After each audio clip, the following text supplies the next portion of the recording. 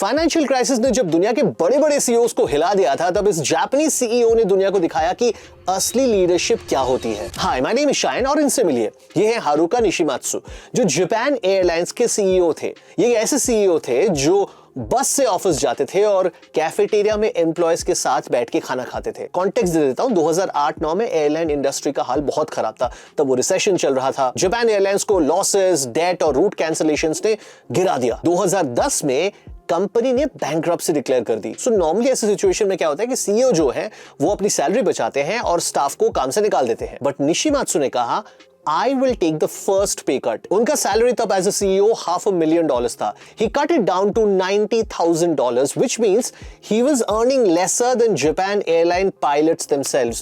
I think उनकी salary तब about $120,000 थी. Austerity measures अपनाते हुए निशिमात्सु ने और भी कई चीजें की, जैसे कंपनी कार उन्होंने गिव अप कर दिया, कैफेटेरिया में एम्प्लॉयज के साथ लाइन लगाकर वो खाना खाते हैं, अपनी ही एयरलाइंस में वो इकोनॉमी क्लास में ट्रैवल करते थे। इनफैक्ट उनके ऑफिस में उनका कोई अलग कैबिन नहीं था, वो सबके साथ बैठकर डेस्क पे काम करते थे। निशिमात्सु का कहना था, if management is distant, people just wait for orders. I want my employees to think। लेकिन इसका इंपैक्ट क्या हुआ? इंपैक्ट ये हुआ कि एम्प्लॉयज ने देखा, भाई ये बंदा तो हमारे साथ ही स्ट्रगल कर रहा है।